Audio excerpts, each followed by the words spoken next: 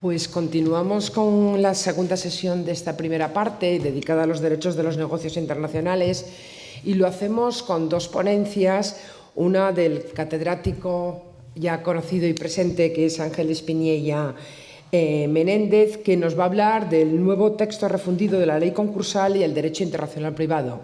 La segunda ponencia también va a ser sobre derecho concursal y intervendrá online el profesor Manuel Penedès Fons. La verdad es que si hay un termómetro que mida la capacidad de resistencia de una sociedad son precisamente los procedimientos concursales, ¿no?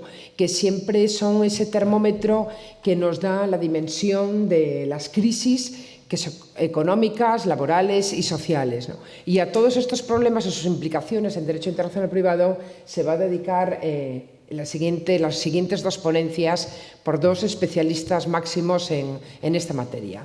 Tiene la palabra el profesor Espiniella.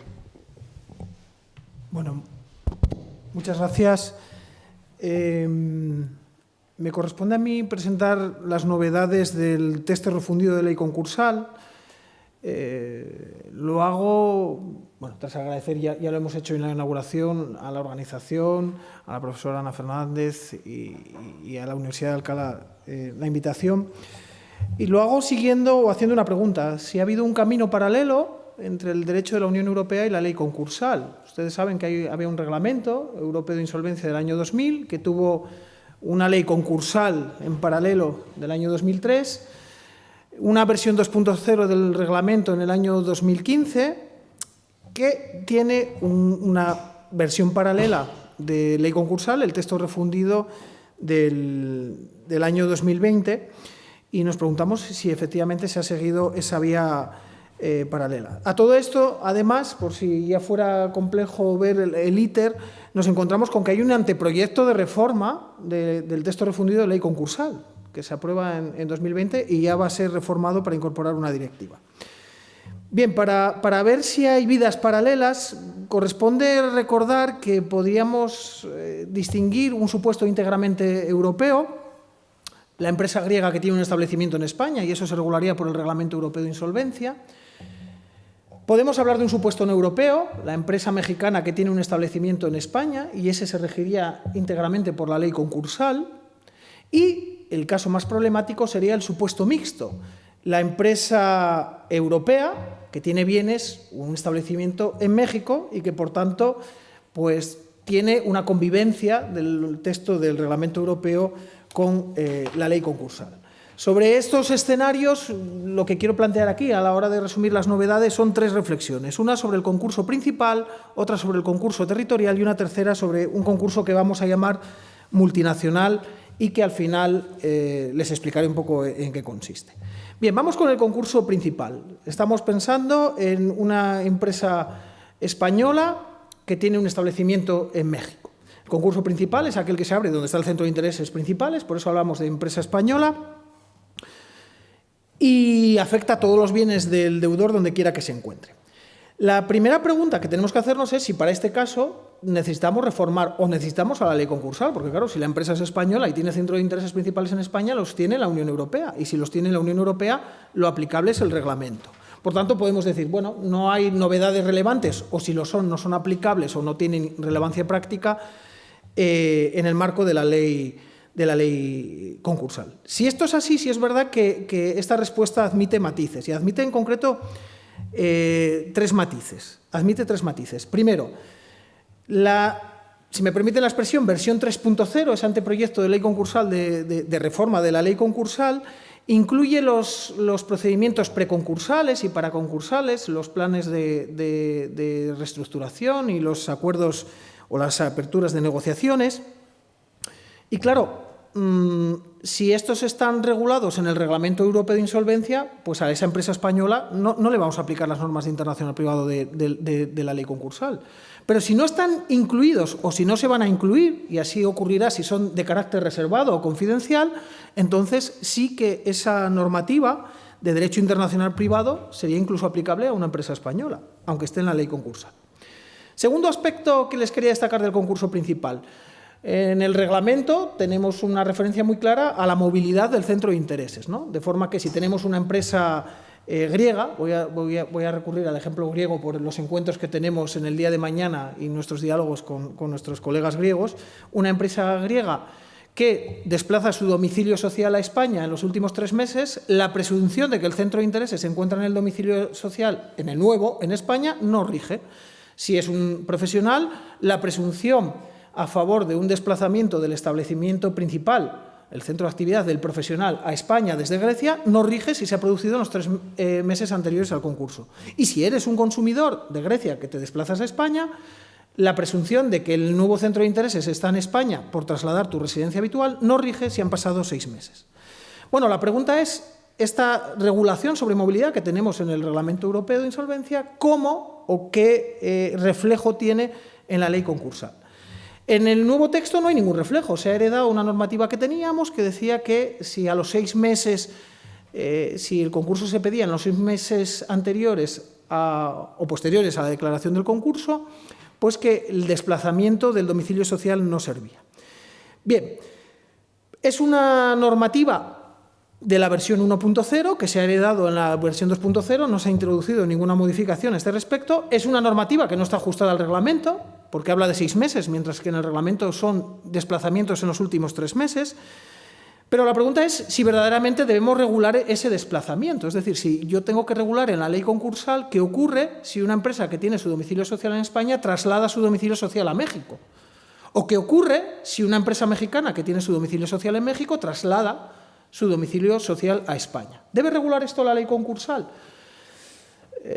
Yo personalmente creo que no, porque en realidad la norma de competencia que afecta es el centro de intereses principales en la Unión Europea y eso es una norma de la Unión Europea. Por tanto, yo creo que esa movilidad a un Estado miembro de la Unión Europea no debería regularla la ley concursal, sino que debería hacerlo el propio reglamento. Termino con una última reflexión sobre el concurso principal, que ya les digo no tiene grandes cambios en el texto refundido de la ley concursal. Pero el hecho de que no tenga grandes cambios pues nos lleva a pensar qué sentido tiene a día de hoy que en el 2020, en el nuevo texto de ley concursal, tengamos la necesidad de un exequatur para la resolución de apertura, que no tiene efectos ejecutivos. No hay vida paralela con el reglamento, que tiene un reconocimiento automático, pero no hay vida paralela con la ley de cooperación, que permitiría un reconocimiento automático, por ejemplo, para inscribir el concurso en el registro mercantil o en el registro de la propiedad. Y, sin embargo, en el nuevo texto de la ley concursal, en la versión 2.0, que voy a llamar, y en el anteproyecto de 3.0 se sigue hablando del exequatur.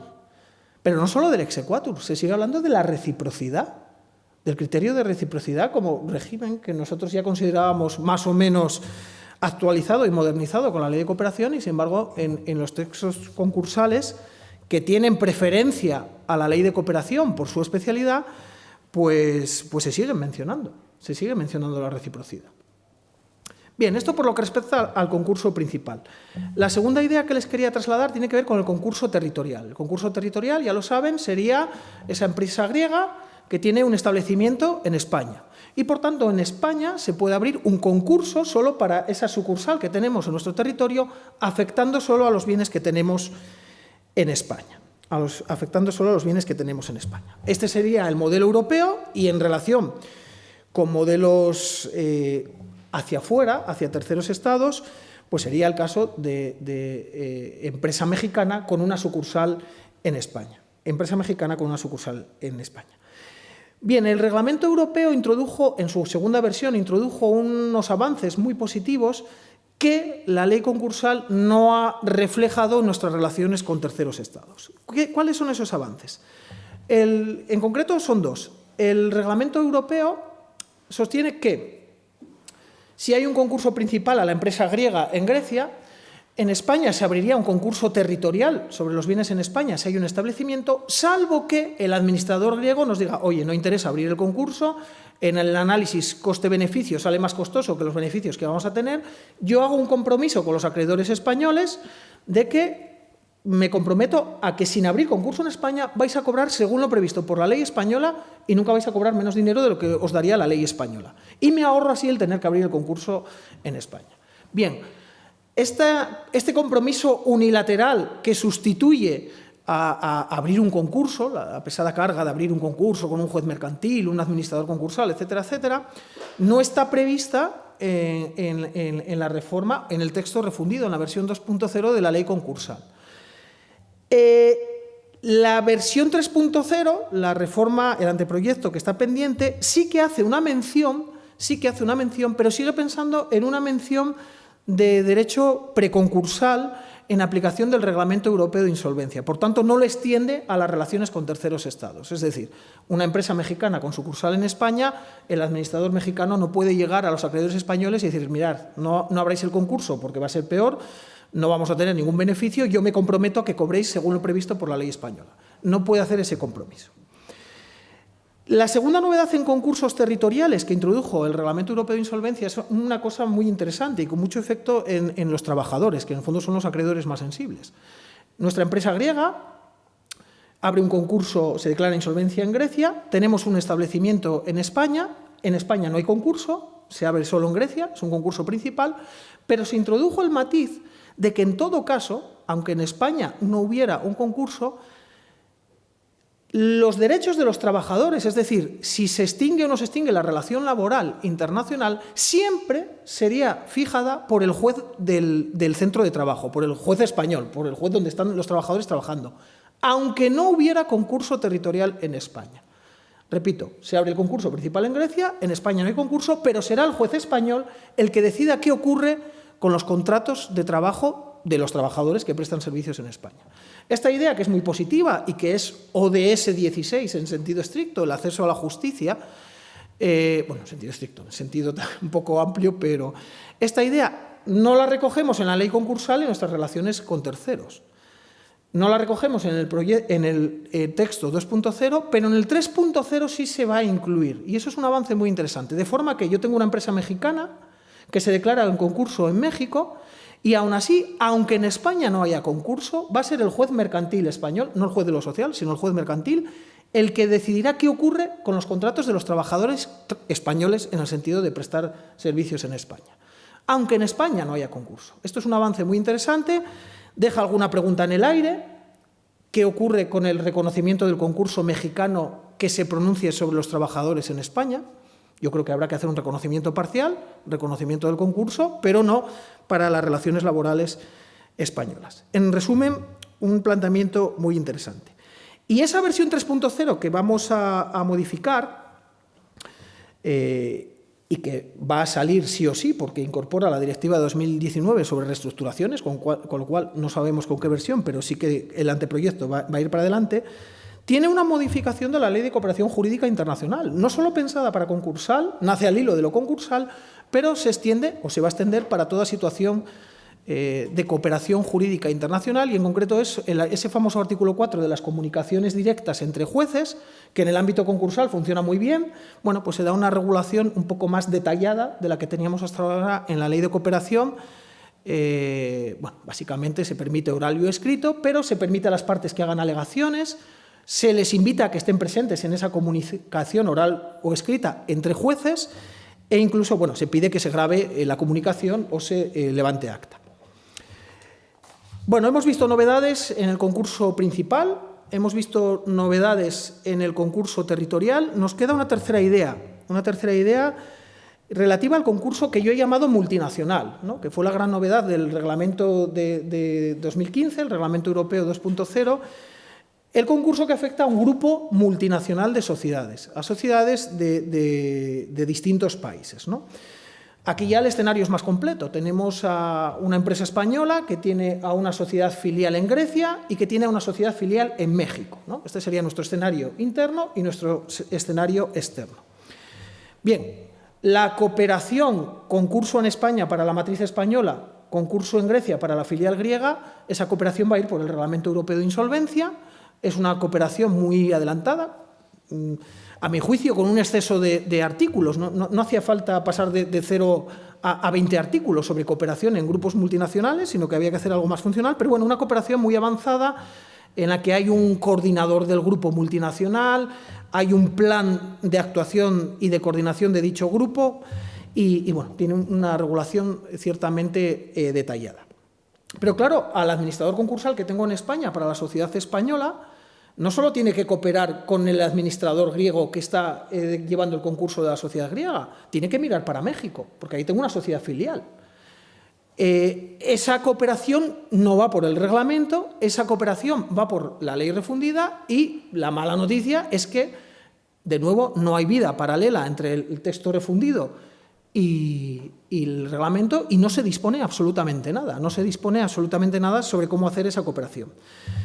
Por tanto, tenemos una norma muy detallada para la cooperación europea y una norma, 0 artículos, para la cooperación con nuestra sociedad filial mexicana que lleva un administrador concursal mexicano. ¿Cómo solucionar esto? Hombre, en el texto refundido hay una norma genérica en la que se habla de posibilidad de llegar a acuerdos entre administradores concursales para cómo hacer una gobernanza de estos concursos que están vinculados, ¿no? Es lo que hay, son unos protocolos concursales que firman los administradores y que nos solucionaría ese déficit que tenemos en nuestras relaciones para terceros estados. Sí que es verdad que el texto 3.0, ese anteproyecto de reforma, solo para los arreglos preconcursales, es decir, los planes de reestructuración y las aperturas de negociaciones, sí tiene una norma muy curiosa y con cierta carga de profundidad, que es que los arreglos preconcursales que se hagan desde España se pueden extender desde España a todas las filiales donde quiera que se encuentren, aunque no tengan su centro de intereses en España, pero con unos requisitos, entre los cuales está que sea un arreglo o un plan de reestructuración y una negociación de carácter reservado y confidencial, por tanto sin publicidad. ¿Esto por qué es importante que diga de carácter reservado y sin publicidad? Porque esos acuerdos extrajudiciales que son de carácter reservados no van por el derecho europeo, no están dentro del ámbito material del reglamento europeo, con lo cual de ahí se deducen dos consecuencias. Una, que mi cooperación con la sociedad filial mexicana y la negociación de un plan de reestructuración del grupo con México se va a llevar desde España, pero también mi cooperación y mi plan de reestructuración para mi filial griega se va a llevar desde España, porque es una norma de competencia de la ley concursal, pero que no interfiere con el reglamento al dejar fuera de su ámbito de aplicación los procedimientos confidenciales.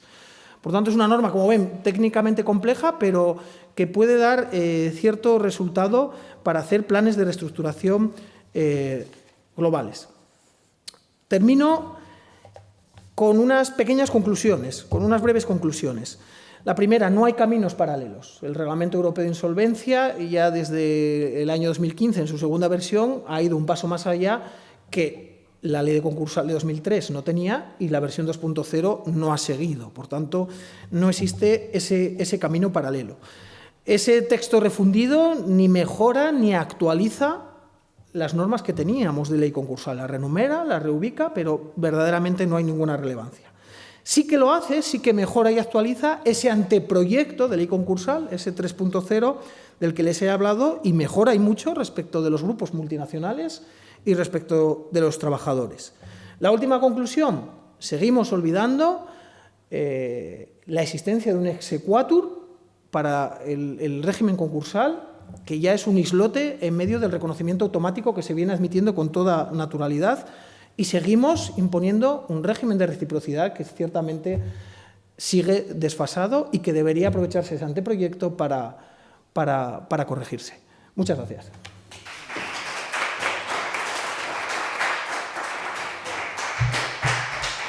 Muchas gracias, Ángel, por la claridad dentro de la complejidad, ¿no? Que es extremadamente difícil todo lo que tiene que ver con el derecho concursal y las coordinaciones espaciales en relación con este tema. Seguimos en el ámbito concursal, en este caso relacionado con la administración de justicia o con el acceso al sistema alternativo, como es el arbitraje, y la ponencia, como anunciaba antes, es de Manuel Penades Fons, que está físicamente allí en el King's College de Londres. Creo que tenemos ya la conexión con él para que nos exponga sus ideas. Genial, es un placer veros. Muchísimas gracias por la invitación y una pena no estar allí presencialmente. Voy a compartir la pantalla con ustedes una pequeña presentación que he preparado sobre arbitraje e insolvencia. Un segundo. ¿Pueden confirmar que la ven bien? Genial. Muy bien. Bueno, efectivamente, el derecho concursal, las insolvencias plantean cuestiones de derecho internacional privado que ya han quedado, como siempre, de forma magistral descritas por mi buen amigo Ángel. Siempre es difícil hablar después de Ángel, lo voy a intentar. Pero junto con las cuestiones de derecho internacional privado en materia de insolvencia, también surgen complicaciones cuando esta situación concursal coexiste con la existencia de compromisos arbitrales por parte del deudor concursal.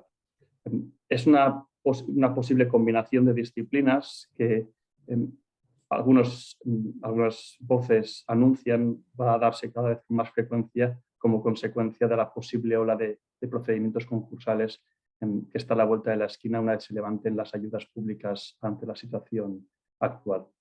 Las empresas, sin lugar a dudas, entran en concurso. Está simplemente una pequeño graffiti gráfico para reflejar empresas conocidas por todos nosotros que han entrado en situaciones concursales en los últimos años, y es posible que esas empresas hubieran contraído obligaciones arbitrales, es decir, convenios arbitrales, o estar participando en procedimientos arbitrales en el momento de la apertura del procedimiento concursal.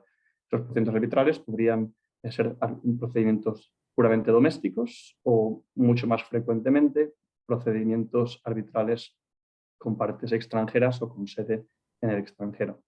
La coincidencia entre el arbitraje y el concurso es un tema que genera distintas preguntas según el momento temporal en el que se produzca la coincidencia de las dos disciplinas. Es decir, la problemática que surge no es la misma si el procedimiento concursal se ha abierto antes de iniciarse el arbitraje, durante la tramitación del arbitraje o después de haberse emitido el laudo, pero antes de haber sido cumplido voluntariamente o ejecutado, o, obviamente, una vez ese laudo ha sido ya voluntariamente cumplido o sometido a una acción de ejecución. Como pueden ustedes ver, esas distintas coincidencias temporales plantean distintos escenarios que pueden ser origen de distintas preguntas, tanto desde un punto de vista procesal como desde un punto de vista sustantivo y un punto de vista de derecho internacional privado. Cuando hablamos de la coincidencia entre arbitraje y concurso, es fácil, y esta diapositiva así lo muestra, entender la colisión de principios regulatorios que se produce. El arbitraje, como pueden ver, es un procedimiento exclusivamente entre las partes, basado en la salida del sistema judicial, es decir, un sistema extrajudicial en el que se intenta dirimir exclusivamente un interés privado, basado en la capacidad autorregulatoria de las partes, es decir, el principio de autonomía de la voluntad. Es una tramitación que generalmente se entiende que es confidencial, y el producto de ese procedimiento, el laudo arbitral, cuenta o goza a nivel internacional de una elevada ejecutabilidad gracias a la Convención de Nueva York. Frente a esto, el procedimiento concursal es un procedimiento de naturaleza eminentemente colectiva que se conoce y se tramita en sede judicial frente a la extrajudicialidad del arbitraje, en la que el interés preponderante es un interés colectivo frente al interés privado, donde las partes pierden en su totalidad o parcialmente la autonomía de la voluntad. Se dice que el concurso es la mayor excepción al pacta sunt servanda, en la que además en cuya tramitación participan terceras partes que puedan estar interesadas en el devenir del concurso, en tanto en cuanto pueden tener intereses patrimoniales en su desarrollo, algo que podría en principio contravenir los parámetros de confidencialidad con los cuales opera el arbitraje. Y finalmente, una de las características inherentes a la lógica concursal es la suspensión de las ejecuciones individuales, en tanto en cuanto se pretende maximizar el valor del patrimonio concursal para dar la mayor satisfacción crediticia posible al grupo, a la totalidad de los acreedores, aunque yo suponga el perjuicio frente a intereses individuales de esos acreedores. Entonces, en esta colisión de principios, podría fácilmente entenderse que estamos hablando de una disciplina muchísimo más potente y voluminosa contra una disciplina que debería ceder ante esos intereses colectivos y públicos. La realidad, no obstante, es que tanto en la práctica arbitral como incluso desde un punto de vista legislativo, no siempre se entiende que el arbitraje debe ceder de forma tan radical ante el concurso, y eso a veces puede ser fuente de problemáticas en las que yo he intervenido tanto de forma pericial, ante tribunales arbitrales, judiciales, y también en mi faceta académica, porque es una de mis vías de investigación. Voy a hablar de 3 puntos. En primer lugar, voy a ver cómo se resuelve esta situación en el ámbito doméstico, por el texto refundido de la ley concursal y mirando también a la ley de arbitraje. Después elevaré esa solución a nivel internacional, qué pasa cuando estamos en situaciones que requieren un elemento de extranjería, porque el procedimiento arbitral o concursal es internacional. Y finalmente comentaré brevemente cuál es la recepción que estas soluciones, tanto de derecho interno como de derecho internacional privado, tiene desde la esfera arbitral. Si los árbitros aplican o no estas soluciones que se intentan proponer por parte de los Estados. El texto refundido de la ley concursal, que ya ha mencionado Ángel con antelación, establece en su artículo 140, que es el que reemplaza el anterior artículo 52, que la declaración de concurso por sí sola no afectará a la vigencia de los pactos de mediación y a los convenios arbitrales. Es decir, en principio, desde el punto de vista concursal, un convenio arbitral no pierde su vigencia. Esto contrasta de forma significativa con el régimen que existía hace 10 años, en el que España tenía una solución totalmente opuesta.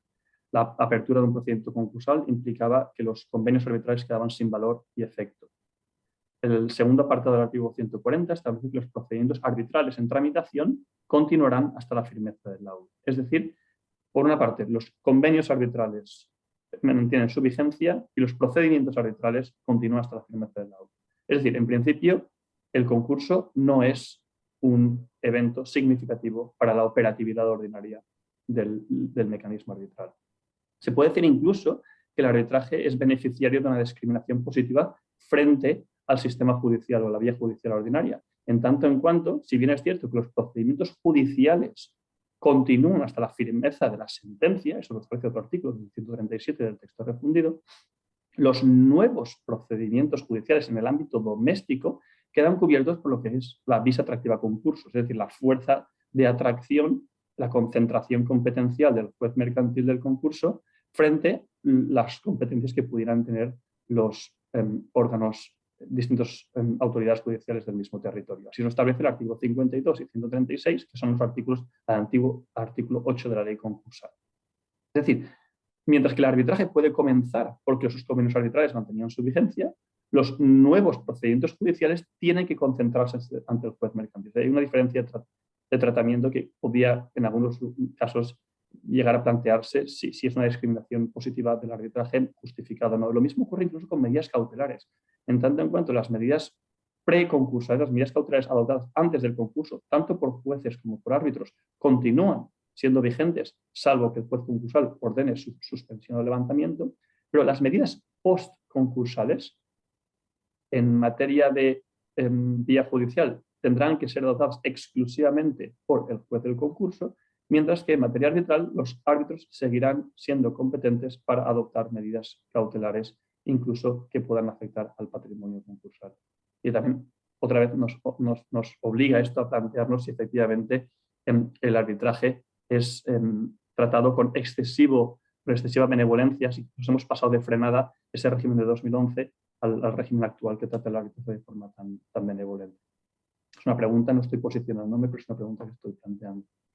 Es decir, en principio, el concurso para el arbitraje actualmente en España es business as usual, es decir, seguimos adelante como si nada. Pero ello no implica que el arbitraje se continúe tramitando de forma idéntica a como se tramita en ausencia de concurso. Y ahora voy a listar unas cuantas adaptaciones procedimentales que son necesarias introducir en el arbitraje con el fin de reflejar la situación concursal de una de las partes. Algunas están reguladas y otras son simplemente fruto de mi experiencia en procedimientos de esa naturaleza. ¿Hasta qué punto tiene que participar la administración concursal en vez del deudor concursal? En España al menos esto dependerá del régimen de intervención o suspensión que se haya adoptado en el momento de la apertura del concurso. ¿Es necesario o no suspender el procedimiento arbitral con la finalidad de que la administración concursal se familiarice con el procedimiento de arbitraje y por lo tanto pueda decidir si se persona o no y si adopta una posición activa en la defensa de los intereses del concurso. De hecho, existe jurisprudencia de la CCI estableciendo que esta suspensión es necesaria para respetar el derecho al due process de las partes. Una cuestión también que generalmente se pasa de alto es necesario evaluar si existe un conflicto de intereses entre la administración concursal recién nombrada y los miembros del tribunal arbitral, en tanto en cuanto en ocasiones las administraciones concursales son empresas muy grandes, auditoras, contables, que pueden tener lazos con alguno de los árbitros y que anteriormente no existían cuando se constituyó el tribunal arbitral, porque esa administración concursal no había tomado posesión de su cargo. Es posible también plantearse si es obligatorio levantar las medidas cautelares adoptadas por un tribunal arbitral con antelación al concurso, en tanto en cuanto esas medidas cautelares pretenden asegurar una futura ejecución del laudo, y si esa ejecución del laudo deviene imposible por los impedimentos concursales que prohíbe las ejecuciones individuales, es posible que esa medida cautelar devenga innecesaria o incluso contraria a derecho. Cuando estamos en escenarios internacionales, eso puede generar bastante controversia. También considerado relevante en ocasiones si un tribunal arbitral debe limitar su competencia a emitir como máximo un laudo meramente declarativo y no un laudo condenatorio. Es decir, un laudo que no pueda morder bienes, que solamente declare la existencia de un crédito que permita al acreedor unirse a la lista de acreedores del procedimiento concursal, pero no que lleve a cabo una acción de ejecución al amparo de la Convención de Nueva York en cualquier lugar del mundo contra bienes del concursado, en tanto en cuanto eso supondría una violación de la par conditio creditorum. Se puede intentar anticipar ese comportamiento, se podría calificar de abusivo, emitiendo un laudo estrictamente declarativo. Por ejemplo, la Corte de Casación francesa ha dictado en varias sentencias ya de bastantes años, más de 15 años, declarando que esta adaptación procesal del laudo condenatorio declarativo es incluso materia de orden público internacional. Y los franceses son muy estrictos a la hora de definir el orden público internacional en materia arbitral. También se puede evaluar si la compensación de créditos en el seno del procedimiento arbitral, es una materia que está regulada en la ley concursal y el reglamento de insolvencia, debe producirse o no, en tanto en cuanto una compensación de créditos equivale de facto a una ejecución individual del crédito en cuestión frente a otro crédito de la contraparte. Si la par conditio creditor impone o impide las acciones individuales de ejecución, mantener la posibilidad de compensación de créditos por parte del tribunal arbitral puede violar los mandatos concursales. Y en último lugar, cómo coexiste la confidencialidad del arbitraje con el legítimo interés del resto de acreedores en saber cómo va el arbitraje, porque tiene un impacto patrimonial sobre el concurso. Es decir, muchísimas adaptaciones procesales que, a pesar de que el legislador español intente mantener el arbitraje como incólume y plenamente operativo en situaciones concursales, el arbitraje no puede permanecer impermeable a la situación de insolvencia. Hay una excepción en ese tratamiento de business as usual del artículo 140 y es la posibilidad de suspender los efectos del convenio arbitral. Está previsto en el artículo 143, que habla de la posibilidad de suspender antes de que se inicie el procedimiento arbitral. Cuando ese procedimiento arbitral pudiera entenderse que supone un perjuicio para la tramitación del concurso. En este caso, requiere evaluar cuándo se encuentra o no iniciado el procedimiento arbitral, en tanto en cuanto, cuando ya se ha iniciado el procedimiento arbitral, ya no se puede suspender ese convenio arbitral, y solamente es cuando estamos ante un convenio arbitral durmiente que efectivamente se puede someter a esa acción de suspensión de efectos. La jurisprudencia española ha dicho que para ello hay que acudir a la ley de arbitraje, que nos dice cuándo se entiende que un procedimiento arbitral ha comenzado. No obstante, esa ley de arbitraje es dispositiva por las partes, de modo que las partes han alcanzado un régimen distinto a la ley de arbitraje, que hace referencia a que el arbitraje se inicia cuando el demandado recibe el requerimiento de inicio del arbitraje.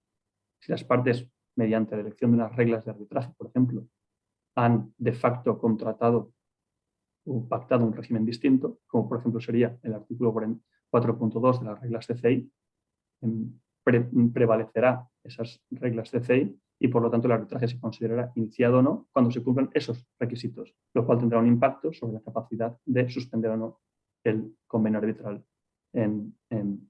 por parte del juez mercantil. Otra cuestión importante que se planteaba era si podía o no el juez mercantil, suspender ese convenio arbitral en beneficio del deudor concursal, cuando el deudor concursal era el que pretendía interponer una demanda, es decir, el que se veía constreñido por ese convenio arbitral, y no simplemente cuando actúa como demandado. Generalmente se podía pensar que estamos aquí intentando evitar que demanden al concursado en el extranjero en virtud de un convenio arbitral. ¿Qué pasa cuando el concursado quiere interponer una demanda? Y lo que un caso llamado o conocido por uno de los protagonistas que han participado en él, el DJ David Guetta, nos ha venido a decir que efectivamente se puede suspender un convenio arbitral cuando sea en beneficio también del deudor como parte potencialmente demandante. Este es un caso que ocurrió en Santander. Aquí tengo un par de fotos de 20 minutos de otros periódicos que hablaron de la declaración de concurso de una promotora de un concierto de David Guetta. David Guetta no se presentó en ese concierto, perdón, porque su avión, su jet privado que iba a transportar desde Moscú, tuvo determinados problemas, según se ha alegado.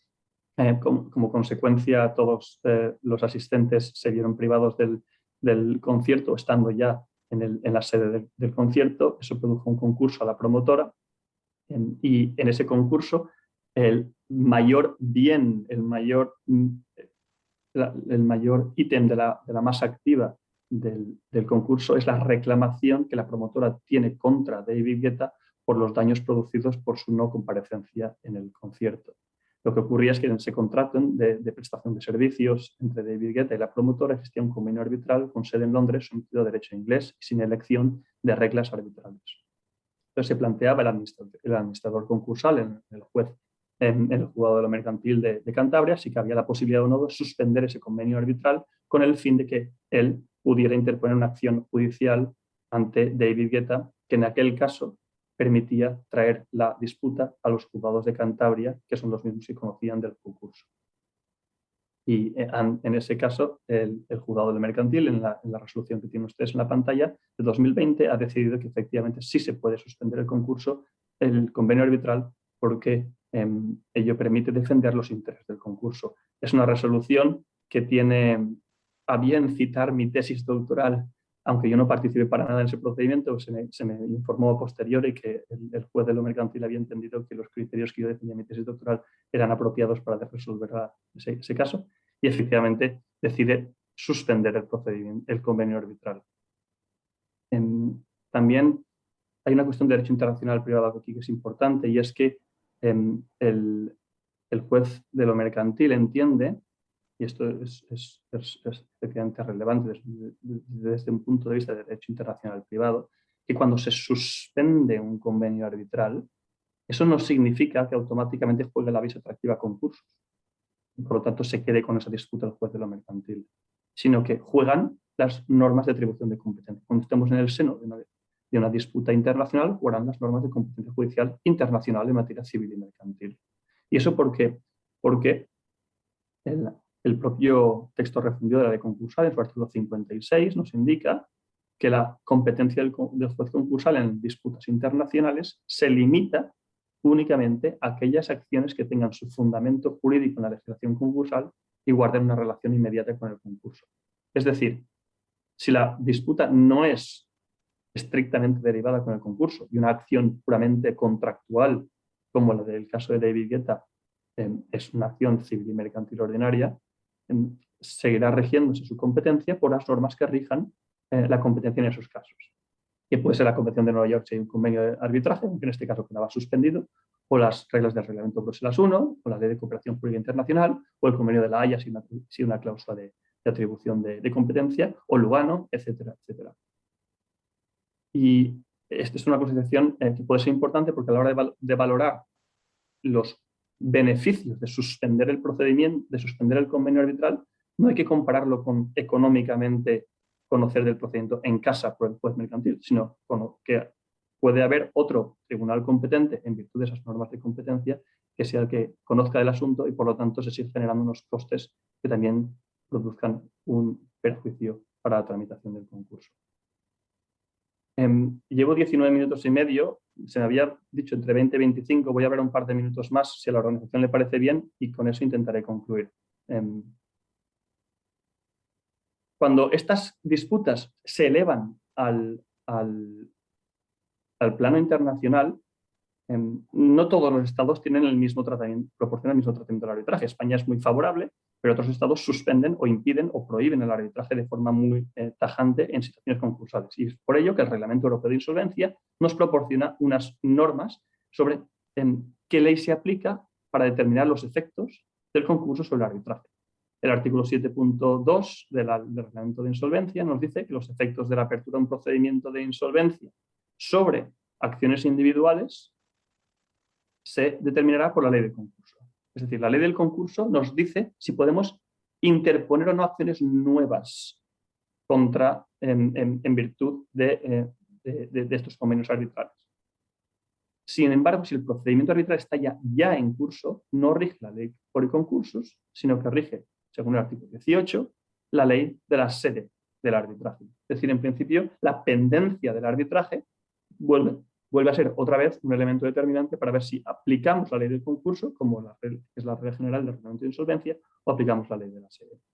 Con alguna excepción, y es que esta norma, que aparentemente es tan sencilla, está sometida a varios criterios interpretativos y que no han sido resueltas aún por la jurisprudencia del Tribunal de Justicia de la Unión Europea, aunque sí que existen pronunciamientos nacionales, porque algunas voces dicen que el Reglamento Europeo de Insolvencia tiene inserto el principio de no vis atractiva a concursos y, por lo tanto, todo aquello que sea civil y mercantil, aunque no caiga en Reglamento Bruselas I, porque, por ejemplo, esté cubierto por un convenio de arbitraje, seguirá siendo permitido y, por lo tanto, estas normas de ley aplicable del 7 y 18 que acabo de mencionar no son aplicables.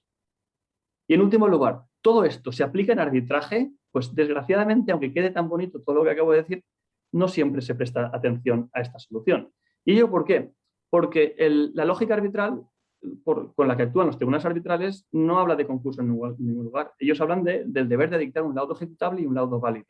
Y para ello miran principalmente la Convención de Nueva York. La Convención de Nueva York, como sabemos, en sus causales de denegación de ejecución, en el artículo 5, no nos dice nada sobre tribunales concursales o situaciones concursales. Habla de capacidad de la parte, de la arbitrariedad de la disputa, de la validez y eficacia del convenio arbitral, del orden público, del due process, etcétera, etcétera, etcétera. Y, por lo tanto, lo que los árbitros intentan hacer muchas veces, y las partes también intentan persuadir a los árbitros, es que se califique el escenario concursal como una de estas categorías. Y, por lo tanto, con eso se contribuye a dictar un laudo efectivamente ejecutable. ¿Qué pasa? Que como no existe ninguna calificación determinada por parte de la práctica arbitral, no existe un método uniforme, cada una de estas calificaciones posibles tiene una ley aplicable distinta.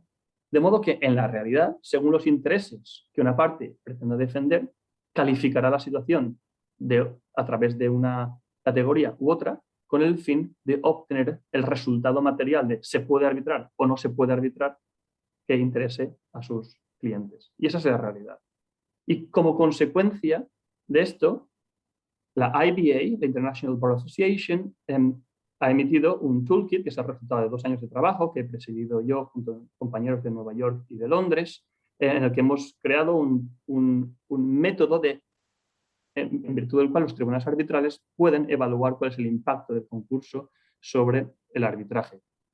Incluye normas de derecho sustantivo, normas de derecho internacional privado. Es un estudio con reportes nacionales de 4 continentes y después unas 100 páginas de un método de análisis que pueden aplicar directamente los tribunales arbitrales y las partes para evitar las disputas que pueden surgir de esta ausencia de método único y que yo he visto reflejado en numerosas opiniones periciales que he tenido que ofrecer en esta materia. Pues con esto os doy las gracias por la atención. Ahí tenéis mis datos de contacto para cualquier duda que podáis tener y si no, en el turno de preguntas estaré encantado de hacer referencia a ellas. Muchas gracias por la invitación otra vez.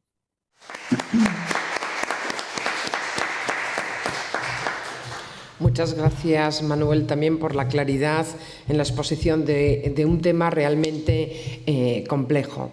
Pasamos ahora entonces al turno de las comunicaciones. Tenemos 4 comunicaciones en esta mesa y pediría, por favor, que os limitarais a los 5 minutos que teníais asignados. Comenzamos, creo que todos están online.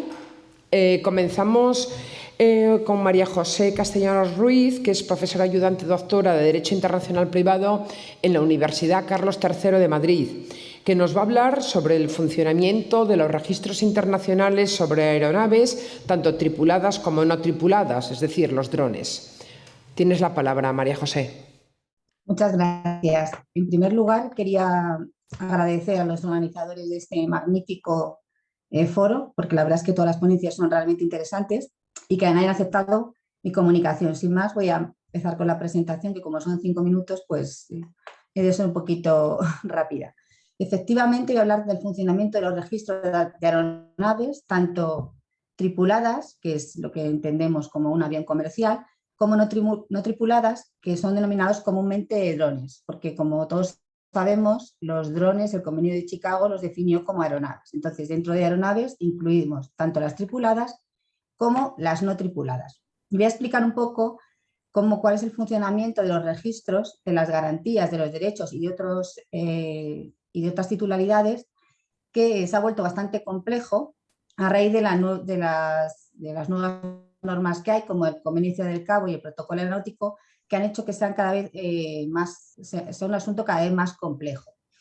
Entonces, nuestra normativa, la normativa española, establece que las aeronaves tripuladas y las no tripuladas que sean mayores de 25 kilos, es decir, los drones de más de 25 kilos y las aeronaves tripuladas, han de ser inscritas obligatoriamente para obtener la nacionalidad española en España en el registro de matrícula de aeronaves civiles para obtener la matriculación. Es decir, que la primera inscripción se hace en el registro de matrícula de aeronaves civiles y también para la cancelación.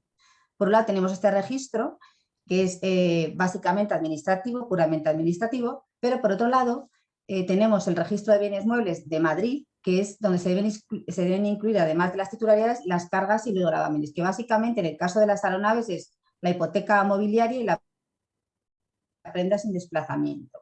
Este sistema de doble registro que tiene España hace que se haga aún más complejo su coordinación con el registro internacional que establece el sistema de Ciudad del Cabo. Aunque efectivamente son de distinta naturaleza, estos dos registros, el registro de matrícula de aeronaves civiles y el de bienes muebles, deben estar coordinados obligatoriamente. O sea que aunque la primera inscripción sea de la matrícula, luego todos los registros posteriores que se hagan en el registro de bienes muebles han de ser comunicados telemáticamente en el registro de matrícula de aeronaves civiles, de manera que han de estar perfectamente coordinados. Eso así lo establece, aunque ya venía siendo así, lo establece específicamente el Real Decreto 384/2015 sobre el nuevo reglamento de matriculación de aeronaves civiles, lo establece expresamente. Este sistema de doble registro que existe en España no existe en la mayoría de los estados de Latinoamérica, donde existe un único registro, ni en Francia ni en Italia. Digamos que España es uno de los pocos países donde existe este sistema, donde se separa la matriculación y cancelación de las cargas y gravámenes, básicamente, ¿no?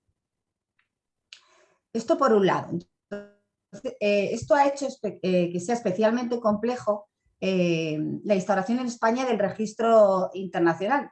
El registro internacional, por decirlo así brevemente, está dentro del sistema de Ciudad del Cabo, que lo constituyen el Convenio de Ciudad del Cabo y su protocolo aeronáutico. Básicamente es un registro electrónico, ahí podéis ver la web,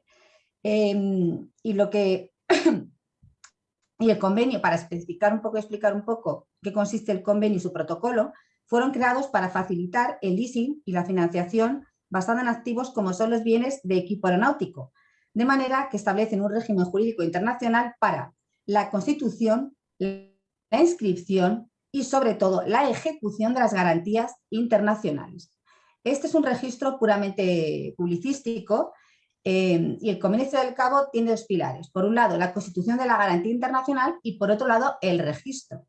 Puede constituirse una garantía internacional, pero si no se ha registrado, se ha inscrito en el registro internacional, no puede conservar el orden de prelación de los créditos. O sea que es obligatorio su inscripción en el registro internacional para que pueda gozar de prioridad internacional.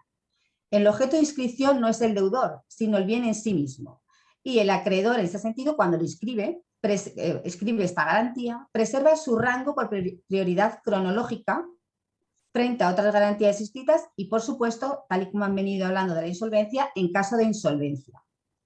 Además de otros derechos que se inscriben, fundamentalmente el objeto del registro internacional es la inscripción de las garantías internacionales y garantías internacionales futuras, pero ojo, sobre objetos aeronáuticos. Y, no he comentado antes, pero lo que se inscribe en el registro de matrícula y en el registro de bienes inmuebles normalmente es la aeronave completa, la célula y los motores. Sin embargo, una de las diferencias del registro internacional con los registros españoles es que aquí lo que se inscriben son objetos aeronáuticos que ha definido el Convenio de Ciudad del Cabo como la célula separada de los motores, luego los motores y los helicópteros. Son los 3 únicos objetos aeronáuticos que son susceptibles de garantía.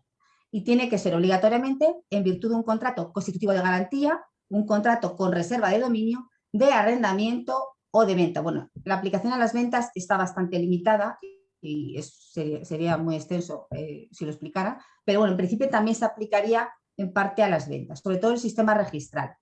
Y luego simplemente se tienen que cumplir unos requisitos de forma al constituir la garantía, que es por escrito, que haya poder de disposición tanto del acreedor, del arrendador o del acreedor, de los 3, acreedor, arrendador o vendedor con reserva de dominio, y el objeto debe ser identificado, pero de manera muy sencilla. Y, por supuesto, la obligación garantizada también tiene que estar clara, de forma clara en dicho contrato. Esos son los requisitos básicos para la constitución de la garantía internacional, pero lo importante de esto, además, es que el objeto aeronáutico que es susceptible de garantía es diferente del que se inscribe, por ejemplo, en el registro de bienes muebles, que también se pueden inscribir los motores, pero normalmente se inscribe la aeronave completa, que es susceptible de cargas.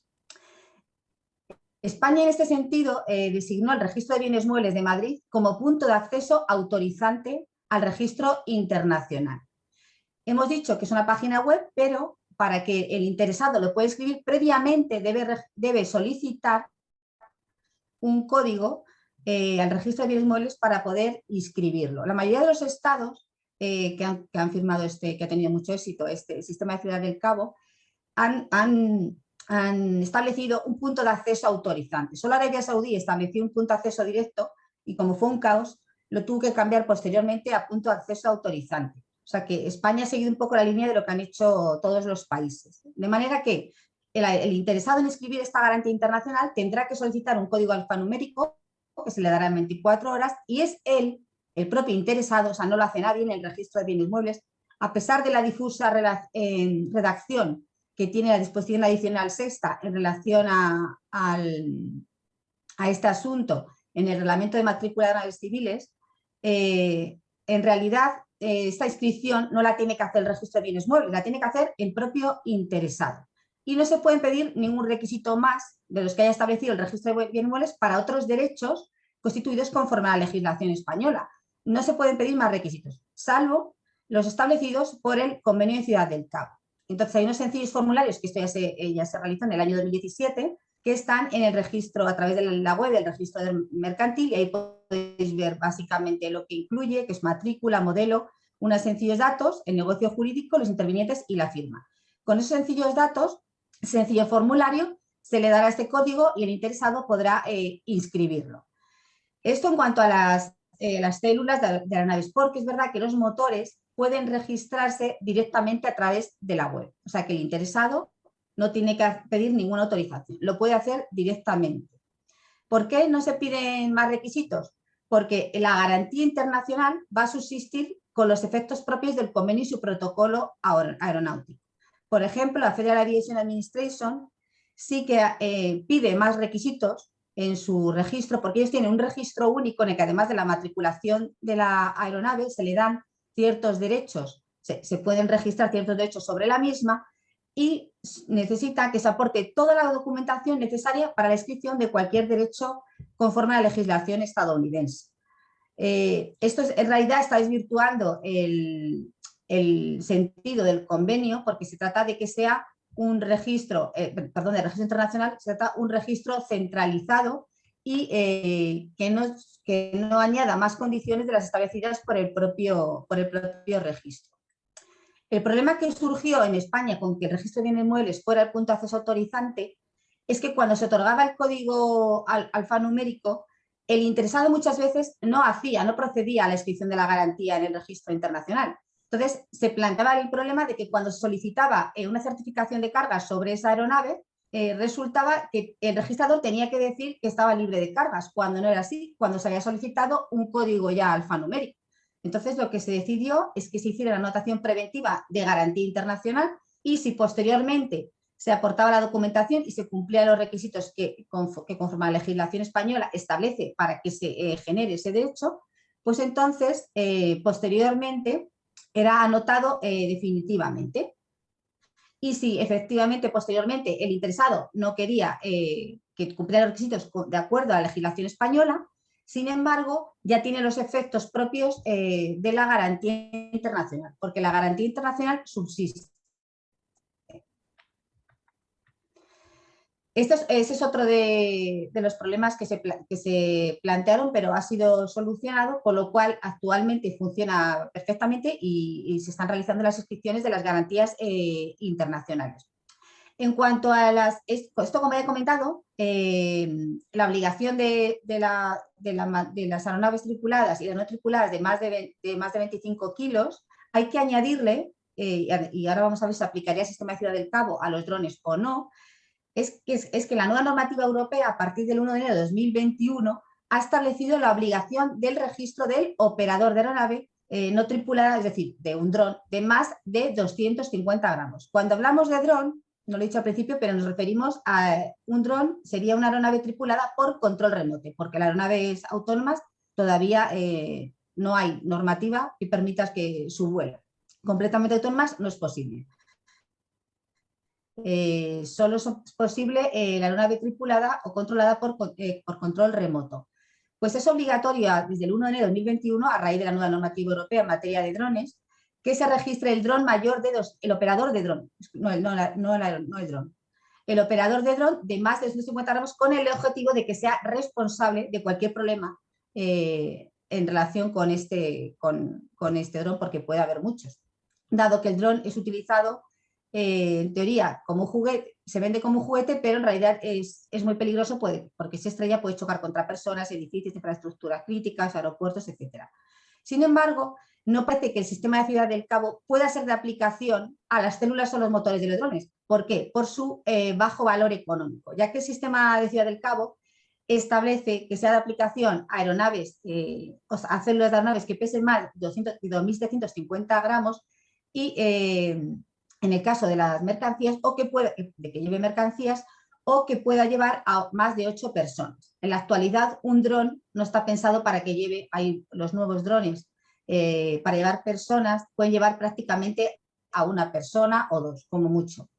Y el único modelo que ahora mismo existe y se comercializa es el EHang de la empresa china, que únicamente puede llevar a una persona. Entonces, quizás en un futuro los avances tecnológicos para transporte tanto de mercancías como de personas mediante drones permitirá que el sistema de Ciudad del Cabo pueda aplicarse a los drones.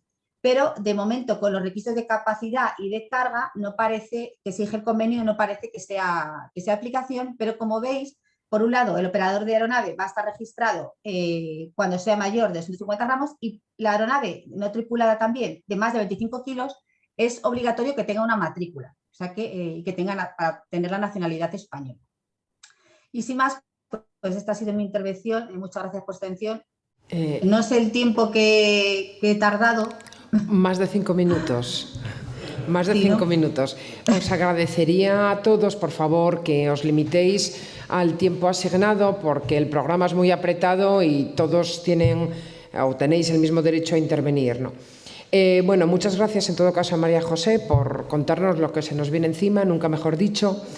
Y vamos ahora con la siguiente comunicación, que es de Jorge Erazo Robles, investigador predoctoral contratado de la Universidad de Barcelona, que nos va a hablar de la ley del crédito cedido y efectos frente a terceros. Tienes la palabra, Jorge. Muchas gracias a todos. Quiero en primer lugar felicitar al comité organizador por la segunda reedición de este foro, saludar a amigos que veo que están en la lista de asistentes y felicitar a todos los ponentes. Sin más preámbulos, voy a iniciar mi exposición. Por favor, ¿me confirmáis que se pueda ver la diapositiva? Sí, sí, se puede ver perfectamente. Bien, el contexto de esta comunicación, como bien se titula, se centra en la ley del crédito cedido como punto de conexión dentro del ámbito de la propuesta de reglamento sobre ley aplicable a los efectos frente a terceros de las sesiones de crédito. Esta materia está actualmente en negociaciones por la Comisión, Parlamento y Consejo. El reglamento previsiblemente vea la luz en 2022-2023, aunque tendrá un periodo transitorio para que los estados adecuen su legislación. Ahora bien, antes de entrar en el análisis de la ley del crédito cedido, hagamos un breve inciso en esta parte de la exposición. Se trata básicamente de explicar la finalidad y objetivo principal de la propuesta, que es básicamente la regulación de los derechos reales. Los derechos reales tienen origen en la cesión de créditos. No obstante, en materia de cesión de créditos hay tres relaciones básicas sobre los mismos créditos. La relación que crea la deuda o crédito, la relación de cesión de la deuda y la tercera, una relación concurrente de posibles terceros sobre los mismos créditos. De estas partes y relaciones, las que interesan en la propuesta es el posible enfrentamiento entre los acreedores reales y no reales. Los acreedores reales tienen origen en la cesión de créditos y los no reales básicamente nacen de la ley o proceso judicial, como puede ser un procedimiento de insolvencia.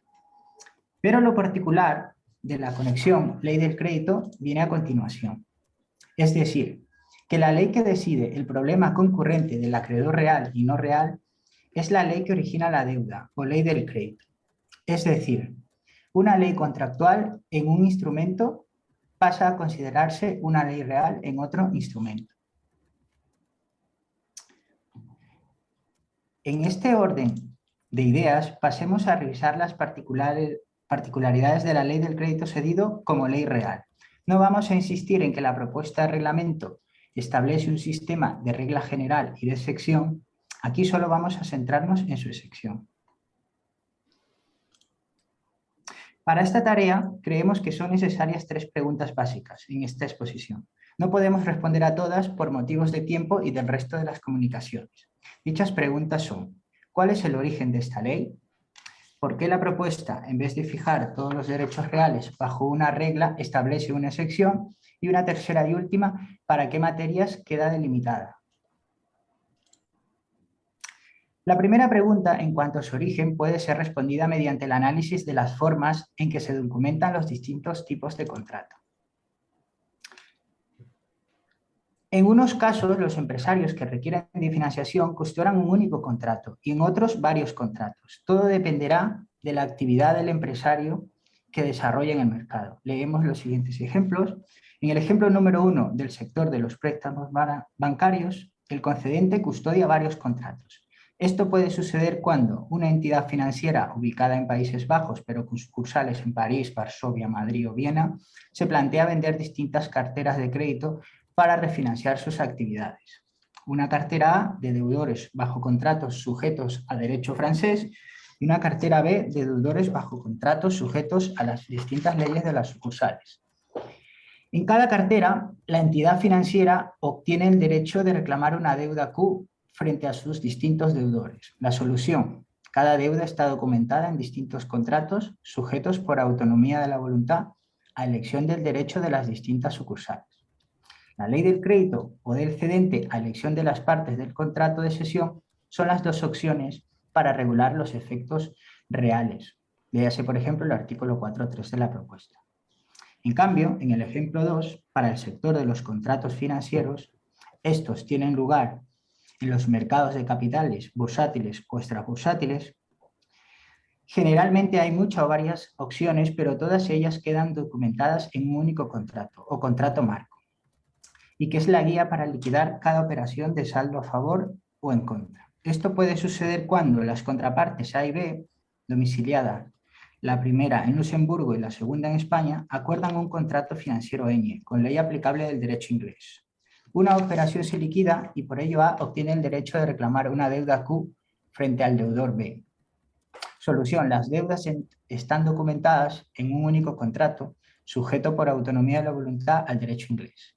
La ley del crédito cedido es la única opción para los efectos reales. No cabe elección como en el supuesto anterior. Bien, una vez contextualizada la finalidad y origen de la ley del crédito, pasemos a concluir y ver cómo la propuesta propone salvaguardas de transparencia sobre el conocimiento o desconocimiento de la ley del crédito cedido a las partes implicadas. Naturalmente, una ley contractual no es abierta al conocimiento del público en general y solo las partes firmantes pueden conocerla, y esto de alguna forma puede ser mitigado. La primera es que la ley contractual en estos mercados en donde hemos visto los ejemplos, esta ley es más estable en el tiempo y restringida. No obstante, hay que decir que como esta ley tiene origen en Roma I, la misma puede modificarse en cualquier momento, lo cual es un riesgo evidente en materia de derechos reales, ya que la modificación de la ley contractual puede afectar a la ley real. La segunda, en la cesión de créditos, la principal parte que soporta el mayor riesgo legal es el cesionario. Por ello, en la cesión, el cesionario debe y puede obtener conocimiento de esta ley real o ley de la deuda para afectar a los terceros. Con esto, el cesionario también mitiga el riesgo de que su derecho real pueda ser doblegado en una posible insolvencia del cedente.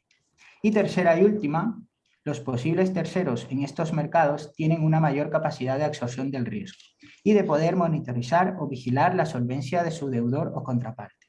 Además de ello, la propuesta señala que en la mayoría de estos casos la ley del crédito o ley real se iguala o se traduce en la residencia del deudor del crédito, que además es donde viene ubicada la sucursal o administración central de la entidad financiera deudora. Y bien, hasta aquí toda nuestra exposición. Muchas gracias a todos y el PowerPoint queda a vuestra disposición. Muchas gracias, Jorge, y muchas gracias por haberte ceñido al tiempo establecido, ¿no? En un tema también, bueno, muy complejo por la multiplicidad de relaciones y por la multiplicidad de personas implicadas.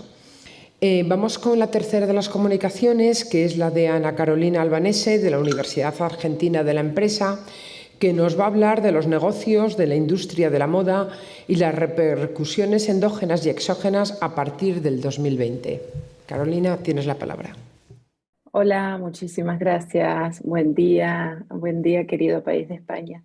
Muchísimas gracias al comité organizador y muchísimas gracias a Ana Fernández Pérez por su constante asistencia. Voy a poner el cronómetro así no me paso en el tiempo. Espero que vean la pantalla, si no les pido por favor que me avisen. Yo voy a hablar de la industria de la moda, soy especialista en Derecho del Consumo por la Universidad de Valencia y además de Derecho de la Moda por Fordham University. Y quería contarles lo complejo que es la industria de la moda, que no es solo la de indumentaria, sino que también incluye la de joyería, la de accesorios, la de cosmética y cuidado personal. Es una industria que si sería un país sería la séptima economía del mundo, pero a su vez es compleja porque tiene cadena de suministro hiperfragmentada. En esta ocasión me voy a referir específicamente a la industria textil e indumentaria y a las cuestiones que se vivieron en el 2020 que fueron muy particulares y especialmente relacionadas con estas particularidades que tiene la industria, donde podemos comenzar a cultivar el algodón, que es el textil más utilizado en la indumentaria. En China, por ejemplo, podemos estar trabajando en el diseño de una prenda en España, podemos enviarla a confeccionar en Vietnam, por ejemplo, y después comercializarla en cientos de países alrededor del mundo. Entonces, como les digo, es una cadena hiperfragmentada, no solo en los procesos, sino también en la geografía en la que se da esta industria textil e indumentaria, que es a la que me refiero. Este es un modelo, el que les muestro, de supply chain, de cadena de suministro textil y de indumentaria, básico, y ahí podemos ver, con solo intentar apreciar el cuadro, la cantidad de fragmentos y de complejidades que tiene esta industria, ¿no? Pero en el 2020 tuvo una doble afectación. Todos pensamos que obviamente la pandemia es una de esas grandes afectaciones que tuvo por la paralización que produjo, por la internacionalización de procesos de la que depende muchas veces, como les conté antes, y la falta de digitalización. Si pensamos en una industria que es innovadora, vertiginosa, dinámica, bueno, la industria de la indumentaria no estaba totalmente digitalizada. Digitalizada sí en cuanto a innovación de textiles, pero todas las conversiones en la industria se realizaban más en el campo físico y el consumidor se basaba mucho más en experiencias. Entonces el 2020 produjo un quiebre en ese sentido, más allá que todo lo que había importado en producto terminado para una temporada no llegó en todo el año en nuestro país, o la materia prima que había comprado para poder confeccionar una colección y demás. Se produjeron muchísimos quiebres de relaciones, de contrataciones internacionales, y eso fue la pandemia que afectó específicamente. Pero también tuvimos la cuestión del algodón sucio, que se dio también en el 2020, que si bien ya venía hace varios años esta cuestión dando vueltas en el mundo, en el 2020 cobró visibilización. El algodón en China es es el mayor exportador de algodón y productor de algodón del mundo, y fue denunciado en justamente la provincia en la que se produce el algodón, se cultiva y se produce por explotación de derechos humanos de las minorías uigures, que son los que se dedican al cultivo del algodón. Pero esta denuncia llegó tan fuerte que se produjeron quiebres de relaciones gubernamentales, de relaciones obviamente empresariales, marcas que dejaron de comprar algodón a China, e incluso publicitarias, porque influencers chinos dejaron de representar a marcas que dejaron de comprar a su vez el algodón en ese lugar. Son dos cuestiones que dependieron de la globalización que tiene la industria y esa gran internacionalización de la cadena, y que estas dos afectaciones volcaron al fenómeno de la localización en la industria, ¿no? Este pensamiento global aplicado de manera local y buscar eslabones en las cadenas de suministros que puedan ser suplidos de una manera más cercana. Pero los contratos internacionales en 2020 para nosotros, los abogados que trabajamos en esta industria, fue súper complejo. Teníamos como objetivo, o al menos fue el mío en los clientes que asesoré, de mantener los negocios, de no quebrar relaciones en lo posible, si bien muchísimas se quebraron, de buscar suplir lo que no llegaba con proveedores locales, de armar plataformas web en una industria que estaba centrada en una experiencia física del consumidor.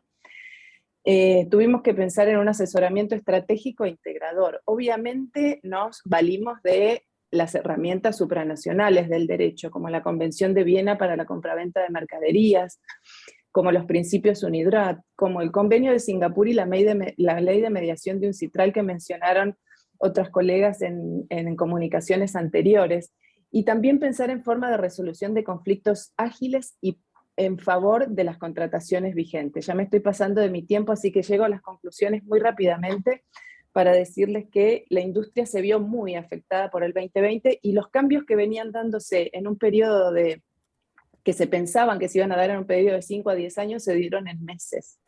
Se concentraron en la producción. Las producciones disminuyeron también, ahora son mucho más pensadas, el sobrestock se disminuyó mucho, se comenzó a cooperar muchísimo más, se hicieron grandes inversiones en mapeos de procesos sostenibles. Los contratos de comerciales internacionales ahora son generados con otra visión y con otra misión. Ya obviamente COVID ya no es una cuestión de fuerza mayor, sino que es algo que está en todas las negociaciones presente y se toma de distinta manera. La palabra pandemia comenzó a figurar en los contratos internacionales. Los principios UNIDROIT cobraron una relevancia enorme, junto con otros principios fundamentales del derecho que antes en las contrataciones de compraventa de mercadería internacional tal vez no se les daba tanta relevancia. Y siempre pienso que concluyo esta breve comunicación diciéndoles que soy una convencida de que el comercio debería estar El comercio internacional debería estar acompañado por sistemas financieros con un rol flexible, apuntando a una recuperación de la economía y una conservación de la mayor cantidad de contratos internacionales vigentes, ya que son los que dan vida al comercio y a la rueda de la economía macroeconómica. Así que muchísimas gracias. Muchas gracias, Ana Carolina, por exponernos un ejemplo claro de lo débiles y lo vulnerables que somos en esta economía interdependiente, ¿no? Cuando viene una crisis, al final en un pequeño mercado en China nos afecta a todos en todo el mundo, ¿no? Entonces me parece un buen ejemplo que además en otras comunicaciones y ponencias más adelante volverá a aparecer otra vez esta debilidad o vulnerabilidad que tenemos.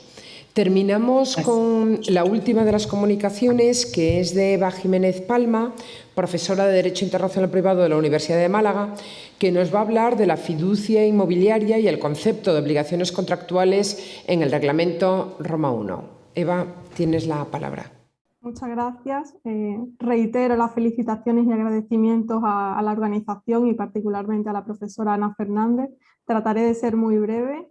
Debo comenzar haciendo una breve aproximación contextual, y es que asistimos a un notable debilitamiento en las formas tradicionales de gestión de proyectos de construcción inmobiliaria, lo que ha llevado en numerosos países a optar por modelos más novedosos como la fiducia inmobiliaria. Así ha quedado evidenciado en algunos sistemas jurídicos donde se ha optado por regular esta institución de forma más o menos específica y donde resulta prácticamente inconcebible en la actualidad construir sin fiducia inmobiliaria. Destacan especialmente algunos sistemas jurídicos latinoamericanos como los de Colombia, México o Argentina, entre otros. Y sus innumerables ventajas pues, han propiciado incluso que en la práctica comercial de otros estados como España se esté planteando la posibilidad de celebrar este tipo de negocios. A modo de delimitación del objeto de estudio, cabe destacar que existen multitud de esquemas de fiducia inmobiliaria, como las de administración, de inversión, de garantía o de titulización. En esta exposición me centraré en la primera, en la fiducia inmobiliaria de administración. Y aunque resulta complejo ofrecer un concepto universal de la misma, sí que podríamos afirmar que se trata de una operación en virtud de la cual el o los fiduciantes transmiten la propiedad de ciertos bienes inmuebles a una sociedad fiduciaria con el fin de que esta última gestione el completo desarrollo del proyecto inmobiliario y finalmente retransmita las unidades inmuebles resultantes bien a título beneficiario o bien a título de compraventa. En cuanto a la estructura interna de esta operación, cabe destacar que se caracteriza principalmente por involucrar un claro fenómeno de conexidad o agrupamiento contractual resultante de la combinación de numerosas relaciones jurídicas que presentan una estrecha vinculación funcional entre sí. Concretamente, esta operación está compuesta por un contrato marco, que sería el negocio fiduciario en sentido estricto celebrado entre fiduciantes y sociedad fiduciaria, y por varios contratos secundarios celebrados generalmente entre la sociedad fiduciaria en el ejercicio de sus funciones con otros sujetos que intervienen de forma indirecta en la operación. Bien, en la práctica jurídica esta operación fiduciaria suele presentar elementos transfronterizos y quedar por tanto vinculada a más de un ordenamiento jurídico, lo que aumenta las dificultades a las que se enfrentan comúnmente estos negocios fiduciarios.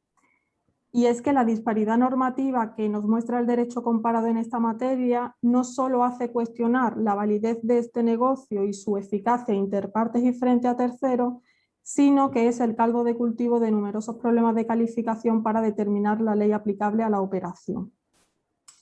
En presencia de un entramado negocial compuesto por numerosas relaciones jurídicas como el examinado aquí, se debe proceder, como sabemos, al fraccionamiento jurídico, calificando por separado cada una de las relaciones jurídicas que lo integran y descartando, por tanto, la calificación o la determinación global de la ley aplicable al conjunto de la operación. En este sentido, el Reglamento Roma I señala la ley aplicable contrato por contrato, como sabemos, regla también vigente en sede de competencia judicial internacional en el Reglamento Bruselas I bis. Por todo ello podemos concluir que en el esquema de fiducia inmobiliaria debemos separar el contrato marco por un lado y cada uno de los contratos secundarios por otro. A diferencia de aquel al que me referiré particularmente a continuación, los contratos secundarios no plantean mayores dificultades en sede conflictual. Pues bien, tomando como referencia la construcción del concepto europeo de materia contractual, debemos partir de la idea por todos conocida de que tal categoría jurídica comprende los litigios derivados de un compromiso libremente asumido por una parte frente a otra. Y merecen especial atención a este respecto las conclusiones del abogado general en el asunto 272/18, en las que afirma literalmente: no se discute que con carácter general un contrato fiduciario genere entre las partes obligaciones contractuales, y cita a modo de ejemplo aspectos tales como la responsabilidad de la sociedad fiduciaria, la licitud de las cláusulas contractuales insertas en dicho negocio fiduciario, etc.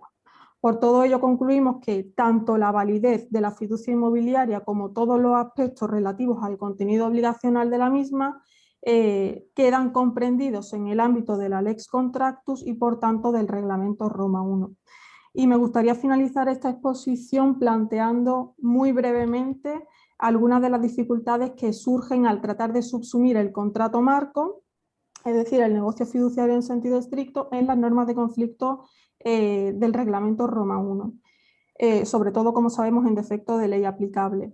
Como he mencionado, se trata en definitiva de un negocio en virtud del cual se transmite la propiedad de ciertos bienes inmuebles con el fin de que la sociedad fiduciaria desarrolle determinadas funciones de administración. Por tanto, vemos que en principio este negocio puede quedar contemplado tanto en el ámbito material del artículo 4.1b del reglamento relativo a los contratos de prestación de servicios, como también podría quedar inserto en el 4.1c, que hace referencia a los contratos que tienen por objeto un derecho real inmobiliario, en tanto que los fiduciantes están transmitiendo la propiedad de dichos bienes inmuebles.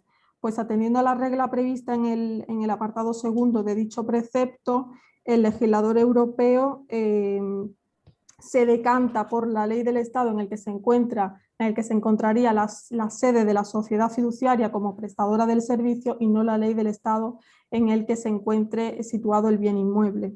Y a ello, para concluir, debe sumarse la posibilidad de que el contrato marco pueda considerarse como un contrato de consumo a los efectos del artículo 6 del Reglamento Roma I, lo que ocurrirá cuando los fiduciantes intervengan en la operación fiduciaria en calidad de consumidores pasivos.